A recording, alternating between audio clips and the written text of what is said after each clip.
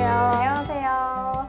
서울 영테크 연말정산편의 진행을 맡은 아나운서 박은별입니다. 안녕하세요. 저는 영테크 사무국장 김수미입니다. 네, 국장님 저희 지금 12월이잖아요. 그렇죠. 네, 저는 12월 하면은 연말정산이 또 먼저 떠오르는 것 같아요. 맞아요. 지금 이 시기에 연말정산에 대한 관심이 많아지게 되는데 네. 관심이 많아지게 되는 이유는 한 가지인 것 같아요. 혹시 13월의 월급이라고 들어보셨어요? 네. 그래서 우리가 1년 동안 12달의 월급을 타는데 한 달 내가 더 탈 수 있다라는 의미거든요.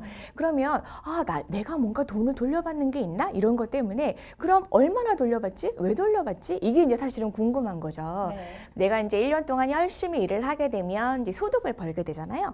그럼 그 소득에 대해서 세금을 내게끔 되어 있거든요. 네. 근데 이 세금을 낼 때 1년 동안 내가 계산을 다 해가지고 내면은 좋은데 그렇게 하면 너무 번거로우니까 회사가 미리 원천징수라는 걸 해요. 매달 좀 세금을 그렇죠. 가져가는. 매달 막 세금을 떼는 거죠. 떼가지고 이제 나라에 먼저 내는 거죠. 네. 그러고 나면 1년 동안 내가 낸 세금을, 이미 낸 세금을 계산을 하는 거예요. 그래서 내가 원래 냈어야 하는 세금하고 내가 이미 나라에 낸 세금하고 이거를 비교를 해서 내가 더 많이 냈으면 돌려받는 거죠. 이게 이제 환급이 되는 거고요. 적게 냈으면 더 내야 뱉어요. 돼요. 네, 그래서 이게 이제 우리가 공제되는 내용을 잘 알아야 내가 나중에 더 돈을 돌려받을 수 있는 거거든요. 그래서 이 연말정산은 사실 그런 부분이 좀 중요하다라고 생각을 하시면 될 것 같아요. 그러면 연말정산은 또 어떤 기준에 따라서 어떤 산정을 할 수 있는지 또 설명해 주시면 좋을 것 같아요. 그러면 제가 일단 연말정산 흐름에 대해서 한번 설명을 좀 드리도록 할게요. 우리가 이제 일반적으로 일을 해서 번 돈은 근로소득이라고 얘기를 하거든요. 그러면 급여를 받는다라고 얘기를 하잖아요. 비과세 근로소득이라는 거를 빼요. 예를 들면 그 우리 식대 같은 거. 그러니까 이제 월 10만 원 이내 식대 같은 경우는 세금에 산정을 하지가 않아요. 이제 그런 것들, 뭐 실업급여라든가 뭐 이런 것들을 빼요. 그럼 거기서 이제 각종 소득공제를 하는 거예요. 뭐 예를 들어서 인적공제라든가 뭐 아니면 신용카드라든가 뭐 이런 식으로 소득공제를 하고 나면 남는 금액이 과세표준이라고 하는데 이게 바로 세금을 산정할 때 기준이 되는 금액이에요. 각종 소득공제에 대한 부분이 이게 이제 나한테 얼마나만 적용이 되는가 이게 궁금하잖아요. 맞아요. 그래서 인적공제가 사실은 제일 커요. 그 다음에 이제 특별공제라고 해서 내가 이제 주택을 구입을 했다라고 했을 때 우리가 보통 대출을 많이 받잖아요. 그럼 거기에 대한 이자 상환액이나 원리금 상환액 이런 것도 이제 공제를 해줘요. 그리고 연금보험료 이런 것도 공제를 해주고요. 신용카드 뭐 이런 것들을 공제를 해주죠. 그렇게 해서 과세표준이 나오고 거기에다가 세율을 곱해서 산출세액이 나오면 연금저축이라든가 기부금이라든가 의료비라든가 이런 것들을 세액 공제를 해서 이제 결정세액이 나오게 되는 거죠. 그러면 소득공제, 세액공제 계속 들어도 조금 헷갈리는데 어렵죠. 네, 두 개를 한번 좀 비교를 해주실 수 있을까요? 네, 그 소득공제랑 세액공제랑 말씀을 좀 드리도록 할게요. 쉽게 말하면 이렇게 좀 생각을 하시면 될 것 같아요. 정산하는데 방법이 두 가지가 있어요. 네. 첫 번째는 뭐냐면 기여도에 따라서 정산을 하는 거예요. 예를 들어서 왜 어떤 친구는 비행기도 알아보고 숙박도 알아보고 일정도 다 짜고 막 이런 경우 있잖아요. 네. 그럼 되게 고맙기도 하고 솔직히 좀 미안하기도 하잖아요. 그럼 그렇게 기여도가 큰 친구한테는 넌 좀 비용을 적게 내. 이렇게 하는 거죠. 이런 게 바로 소득공제. 이런 게 소득공제고요. 네. 그렇지 말고 야 그런 게 어딨어. 그냥 4명이니까 우리 똑같이 나눠내자라고 하게 되면 이게 세액공제예요. 왜 비율이 달라지는지는 제가 세율을 보고 말씀을 드릴게요. 네. 6%부터 올해부터는 45%까지 생겼어요. 예를 들어 A라는 사람이 있어요. 이 사람은 근로소득 금액이 2천만 원이에요. 네. B라는 사람도 똑같이 2천만 원이에요. 근데 A라는 사람은 소득공제를 되게 많이 받아서 1,000만 원을 받은 거예요. 그럼 과세 표준이 1,000만 원까지 떨어진 거예요. 맞아요. 근데 또 B라는 사람은 그만큼 못 받았어요. 소득공제 600만 원밖에 안 돼요. 그러면 과세 표준이 얼마가 되죠? 1,400만 원. 맞아요. 자, A는 1,000만 원, B는 1,400인데 구간을 보시게 되면 1,200만 원을 기준으로 1,200만 원보다 적으면 6%를 내고요. 많으면 15%를 내요. 되게 많이 내죠. 네. 그러면 A라는 사람은 1,000만 원이잖아요. 1,000만 원에 6%니까 60만 원만 세금 내면 돼요. 네. 근데 B라는 사람은 1,400이잖아요. 네. 그 사람은 15%를 내야 되는 거예요. 15%를 내니까 210만 원 정도를 내게 돼요. 이게 바로 소득공제의 효과예요. 세율이 달라지게 돼버리는 거죠. 여기까지 계산하고 난 다음에 세액공제가 들어가는 거예요. 세액공제는 둘 다 똑같이 해줘요. 자, 세액공제 예를 들어서 둘 다 30만 원을 받는다라고 하게 되면 A는 60만 원에서 30만 원을 그냥 빼는 거예요. 그럼 30만 원 남는 거죠. 네. B도 102만 원에 30만 원 빼면 돼요. 그럼 72만 원이죠. 이렇게 되는 거예요. 국장님 그러면 네. 세액공제를 받기 위해서 뭐 연금저축펀드다, 뭐 IRP다 맞아요. 다양하게들 가입을 하시잖아요. 네. 이게 또 어떤 차이가 있는 거예요? 사람들이 이제 많이 얘네가 똑같이 세액공제를 해주다 보니까 좀 헷갈려하는 부분이 있는데요. 이제 이것에 대해 설명을 좀 드릴 때 제가 우리나라 연금 그 구조에 대한 설명을 먼저 좀 드릴게요. 우리나라는 이게 3층 구조로 되어 있거든요. 그래서 먼저 이제 국민연금. 국민연금이 있고요. 그 위에 일을 하시는 분들이 있을 테니까 이제 퇴직연금이 있겠죠. 그리고 내가 개인적으로 준비하는 개인연금 이렇게 3층 구조로 되어 있어요. 퇴직연금은 말 그대로 직장에서 가입을 하는 퇴직금으로 운용이 되는 연금이다라고 생각을 하시면 돼요. 1년에 한 번씩 쌓이는 거. 그래서 그게 이제 나중에 연금으로 받을 수 있게끔 네. DB형, DC형 그리고 여기에 IRP가 들어가요. 아, 그래서 이 IRP라는 건 뭐냐면 개인이 운영을 하는 퇴직계좌다라고 생각을 하면 돼요. 이게 이제 IRP가 되는 거고요. 그리고 이제 개인적으로 내가 더 준비를 하겠다라고 하게 되면 우리가 일반적으로 연금 저축이나 연금 보험을 가입을 해서 내 연금을 준비를 하게 되거든요.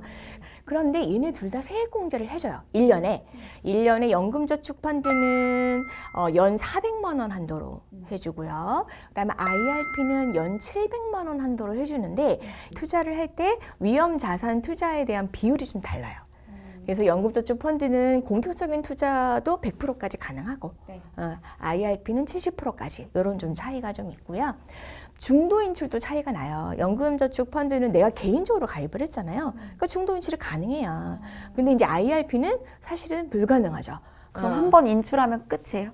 그러니까 인출을 하려면 해지를 하던가 아니면 법에서 정한 요건이 있어요. 어찌되었든 둘 다 연금을 준비하기 위한 자금이기 때문에요. 우리가 이제 내고 있는 동안 세액공제를 해주잖아요. 네. 그래서 나중에 내가 받을 때는 연금소득세라고 해가지고 3.3에서 5.5 해가지고 조금 세금을 떼게 되거든요. 그런데 내가 중간에 일시금으로 찾는다든가 연금으로 안 찾게 되면 아니면 해지를 한다든가 이렇게 하게 되면 너가 받았던 세액공제 혜택을 다 토해내 이렇게 돼버리는 거예요. 그래서 16.5%라는 기타 소득세를 내게끔 돼요. 그럼 언제 찾아야지 그 16.5%를 안 떼요? 연금으로 찾아야 돼요. 55세 이후에 내가 연금으로 받아야 되는 거예요. 이건 말 그대로 당신의 노후를 위해서 나라가 혜택을 주는 거예요. 세금에 대한 혜택을. 그렇기 때문에 좀 가입을 할 때 내가 세액공제 혜택만큼 다 가입해야지라는 부분에 대해서 조금 심각하게 생각할 필요가 있는 거죠. 왜냐하면 자금이 묶이니까. 그러네요. 무리해서 괜히 많이 했다가 맞아요. 나중에 취소하면 세액공제 혜택까지 싹 다 돌려내야 맞아요. 되니까. 맞아요. 잘 생각하고 가입을 해야겠네요. 네네, 그렇게 하시면 될 것 같아요.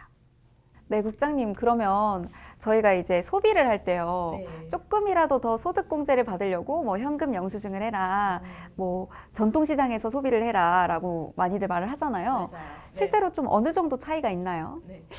우리가 보통 이제 신용카드를 써야 되는지 아니면 체크카드 써야 되는지 뭐 이런 얘기를 되게 많이 물어보세요. 네. 네, 그 부분을 좀 말씀을 드릴게요. 우리가 이제 일반적으로 사용하는 게 신용카드도 있고요. 그 다음에 현금으로 쓰기도 하고요. 체크카드를 쓰기도 하고요. 혹시 뭐 제로페이나 뭐 지역화폐 이런 것들 쓰시나요? 네, 줬어요. 쓰시는구나. 네. 그런 것들도 있는데 얘네들을 소득공제해주는 공제율이 달라요.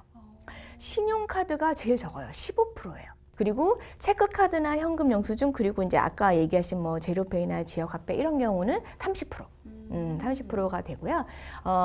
그리고 이제 대중교통을 만약 사용을 한다라고 하게 되면 40%가 돼요.